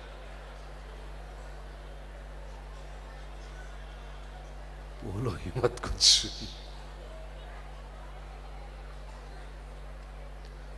सामान्य मनुष्य 3 बार सहन करता है, भगवान कृष्ण 100 बार सहन करते हैं। और शिशुपाल जब अपनी मर्यादा को चूक गया, सुदर्शन चक्र से भगवान ने उसे मुक्ति दे दी। यह दृश्य जब युधिष्ठिर ने देखा, पास में नारद जी बैठे थे, युधिष्ठिर ने पूछा नारद जी से, गुरुदेव ये शिशुपाल हमेशा भगवान का द्वेष करता है, फिर भी उसे मुक्ति मिल गई, कैसे? नारद जी ने कहा, यह परमात्मा की कृपा है, प्रभु का अनुग्रह है। कोई भी व्यक्ति परमात्मा का स्मरण करे उससे मुक्ति मिल जाती है। वो स्मरण कैसे करता है प्रभु नहीं देखते। गोप्यः कामात् भयात् कंसो द्वेषात् चैद्यादयो नृप संबंधाद् वृष्णय स्नेहात् यूयं भक्त्या वयं विभो। गोपियां काम भाव से प्रभु का स्मरण करती रही, प्रभु ने उन्हें मुक्ति दे दी। कंस भय से प्रभु का स्मरण करता रहा, भगवान ने कंस को भी मुक्ति दी। ये चैद्य शिशुपाल चेदी देश का राजा था, द्वेष से कृष्ण का स्मरण करता रहा, प्रभु ने उसे भी मुक्ति दे दी। 7वें स्कंद में ये बस उतय कर्म वासना, इंटेंसली जो भगवान का स्मरण करे। अब यह वासना 3 प्रकार की होती है। महाप्रभु जी श्रीमद् वल्लभाचार्य जी ने सुबोधिनी में यह बात प्रकट की। 3 प्रकार की वासना होती, सद्वासना, असद्वासना और मिश्र वासना। सद्वासना का प्रतीक 7वें स्कंद में प्रहलाद, असद्वासना का प्रतीक हिरण्यकशिपु और मिश्र वासना का प्रतीक प्रजाजन। कहानी तो बड़ी प्रसिद्ध है, आप जानते हैं। भगवान विष्णु ने वराह अवतार लेकर हिरण्याक्ष को मारा, तो हिरण्यकशिपु ने सभी लोगों को इकट्ठा किया, राक्षसों को, और कहा कि विष्णु ने हमारे भाई हिरण्याक्ष को मारा है, अब हम सब मिलकर के विष्णु को मार डालेंगे। सब राक्षस तैयार हो गए, हाँ हाँ हाँ मार डालेंगे। हिरण्यकशिपु बुद्धिमान था, वो तपस्या करने गया। तपस्या से ब्रह्मा जी को प्रकट किया, वरदान मांगा, जल में या स्थल में, घर के अंदर या बाहर, दिन में या रात को, मनुष्य या प्राणी, कोई भी शस्त्र से मुझे मार न सके। भगवान ने कहा तथास्तु। हिरण्याक्ष की दुष्ट प्रवृत्तियां शुरू हुई, सारे लोग त्राहिमाम पुकार गए। देवता लोग भी हार गए थे हिरण्यकशिपु से। सारी पृथ्वी पर हिरण्यकशिपु का शासन चलता था। देवता लोग सब इकट्ठे होकर के अच्युत भगवान के पास गए और कहा, प्रभु कुछ करें। भगवान ने कहा, बस अब कुछ क्षणों के लिए प्रतीक्षा करें, इसी का पुत्र इसकी मौत का कारण बनेगा। प्रहलाद, सद्वासना, भक्त हुआ, राज्य में उसने भक्ति की क्रांति फैलाई, बालकों से शुरू की। आज खास करके हमने स्नेहकुल के बालकों को सुबह सत्र के आरंभ में इसलिए लाए कि ध्रुव की कथा बालकों की कथा, प्रहलाद की कथा बालकों की कथा, इसलिए समक्ति सेवा परिवार के द्वारा जो नई पीढ़ी को संस्कार देने का कार्य हो रहा है, इसलिए हमने प्रारंभ में बालकों के द्वारा प्रार्थना करा करके सत्र का आरंभ किया, ताकि भविष्य का स्वर्णिम निर्माण हो सके। क्रांति की शुरुआत बालकों से की। पहले बच्चों को बदला, बच्चों ने जाकर घर में माता पिता को बदला। ये कलयुग का लक्षण है भाई।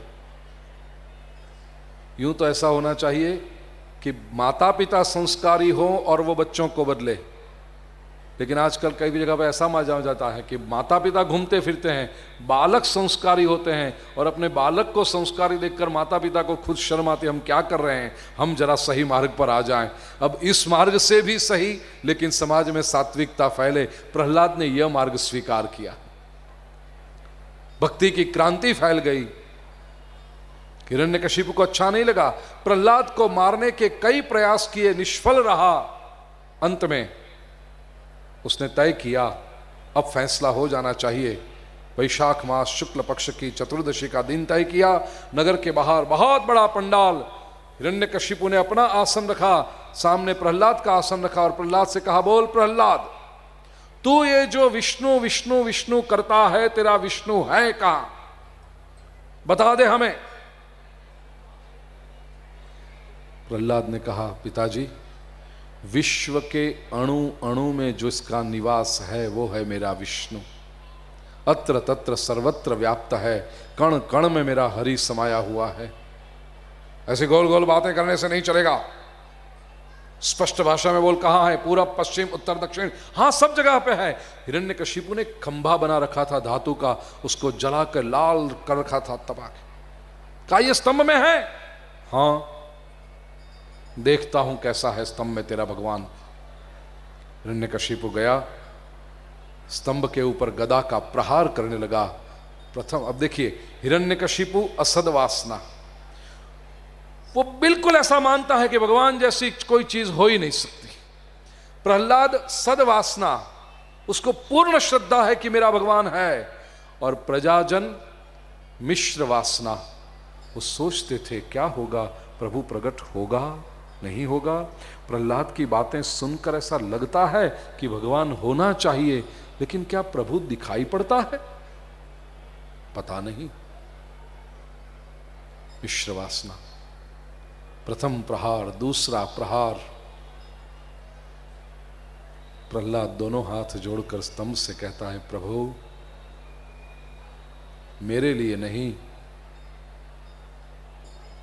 ये सभाजनों की, नगरवासियों की श्रद्धा दृढ़ हो इसलिए प्रकट हुई है। हिरण्यकशिपु डांटता है उसे, हाथ जोड़ रहा है खंबे के सामने, क्षमा मांगनी हो तो मेरी मांगो, तेरा पिता हूं, माफ कर दूंगा तुझे। क्यों, तेरा भगवान डर गया मुझसे? तू तो कह रहा था सब जगह है, क्वासौ यदि स सर्वत्र कस्मात् स्तंभे न दृश्यते। तेरा ईश्वर अगर हर जगह है तो स्तंभ में क्यों नहीं दिखाई पड़ता? बुला तेरे ईश्वर को, हो जाए प्रकट मेरे सामने। हिरण्यकशिपु ने जोर से गदा को घुमाया है, स्तंभ के ऊपर तीसरा प्रहार ज्यों किया, धड़ाम स्वर के साथ स्तंभ फटा, भीतर से भगवान प्रकट हुए। हिरण्यकशिपु एक क्षण के लिए चौंका, ये क्या हो रहा? 2 कदम पीछे हट गया, पता चला विष्णु का अवतार हुआ है। मारने के लिए दौड़ा, एक तिनका पकड़ रहे हो ऐसे भगवान विष्णु से ले गए, द्वार पर, दहलीज पर रखा, गोद में डाला। हिरण्यकशिपु कहता रह गया, आप मुझे मार नहीं सकते, आप मुझे मार नहीं सकते, मेरे पास वरदान है ब्रह्मा जी।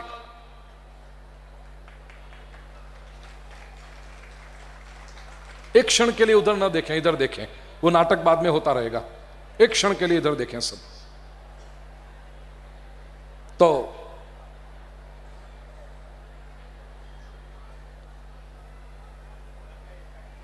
हिरण्यकशिपु कहता रहेगा, आप मुझे मार नहीं सकते, मेरे पास वरदान है। भगवान ने कहा, क्या वरदान? हिरण्यकशिपु वरदान की एक कलम बोलता गया, जल में या थल में। भगवान ने कहा, न तू जल में है न तू थल में है, तू मेरी गोद में है, आगे। भीतर या बाहर? भगवान ने कहा, न हम भीतर हैं न बाहर हैं, हम बिल्कुल दहलीज पर हैं, आगे। मनुष्य या प्राणी? भगवान ने कहा, मेरा स्वरूप देख, नरसिंह स्वरूप। और न दिन न रात? भगवान ने कहा, बिल्कुल संध्या समय है, आगे। शस्त्र से मुझे मार नहीं सकते? भगवान ने कहा, कोई शस्त्र का प्रयोग नहीं करूंगा। नाखून से उसे चीर डाला, हिरण्यकशिपु के रक्त का अभिषेक हुआ भगवान के ऊपर, रौद्र स्वरूप, नृसिंह स्वरूप। भगवान ने, ब्रह्मा जी ने, सबने होकर स्तुति की, प्रहलाद ने भी स्तुति की। धीरे धीरे धीरे धीरे नृसिंह प्रभु का क्रोध शांत हुआ, गोद में बिठाया, वरदान मांगने के लिए कहा। प्रहलाद निष्काम भक्त है, कहता है मुझे कोई वरदान नहीं चाहिए। भगवान ने कहा बेटा मेरा आना सफल हो इसलिए कुछ मांगो। प्रहलाद ने कहा प्रभु इतना मांग क्या आग्रह करते हो, तो एक काम कीजिए, मेरे पिताजी को मुक्ति दे दीजिए। जिस पिता ने जीवन भर परेशान किया था उसकी मुक्ति मांग रहा है ये प्रहलाद। क्यों?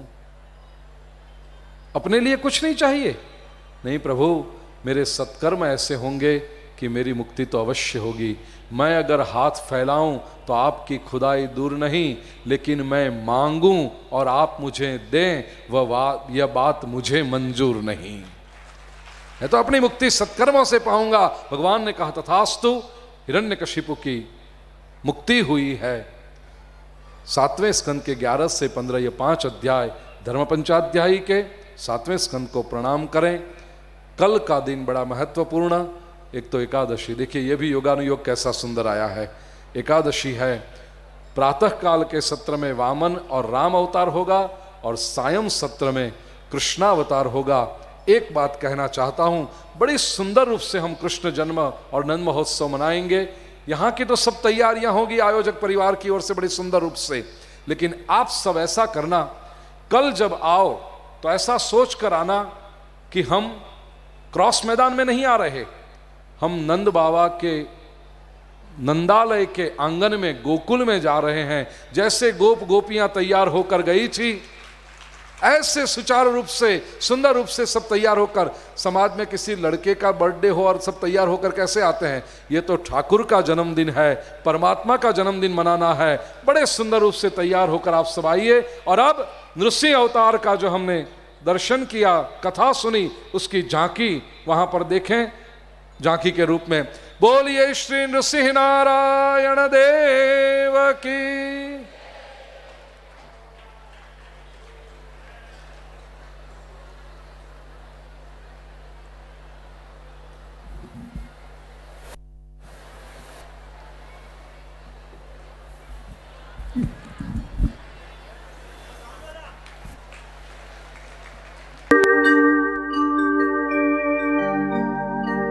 जय जय नारायण नारायण हरि हरि, जय जय नारायण नारायण हरि हरि, स्वामी नारायण नारायण हरि हरि, स्वामी नारायण नारायण हरि हरि। तेरी लीला सबसे न्यारी न्यारी हरि हरि, तेरी महिमा सबसे न्यारी न्यारी हरि हरि।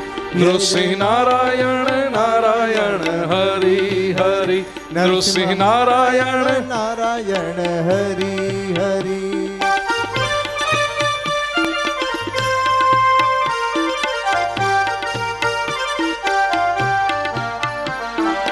अलख निरंजन भव भय भंजन, जनम निरंजन दाता, हमें शरण दे अपने चरण में, कर निर्भय जग त्राता।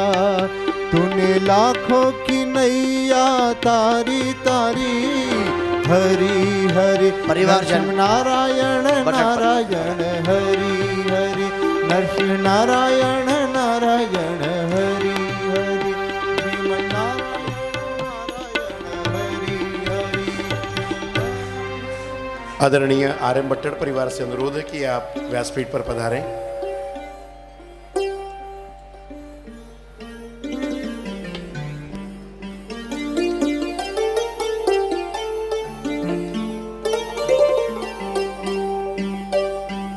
प्रभु के नाम का पारस तू छू ले, प्रभु के नाम का पारस तू छू ले, हो जाए सोना। मैं जिन व्यक्तियों के नाम ले रहा हूं उन्हीं से अनुरोध है कि आप व्यासपीठ पर आएं। जिन व्यक्तियों के नाम ले रहा हूं उन्हीं से अनुरोध है कि आप व्यासपीठ पर आएं।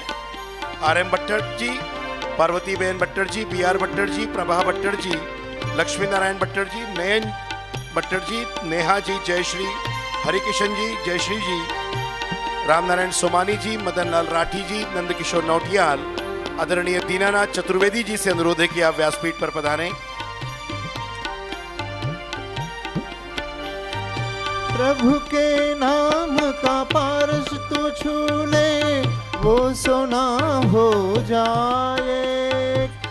2 अक्षर का शब्द हरि है, लेकिन बड़ा सलोना। उसने संकट टाले भारी भारी, हरि हरि।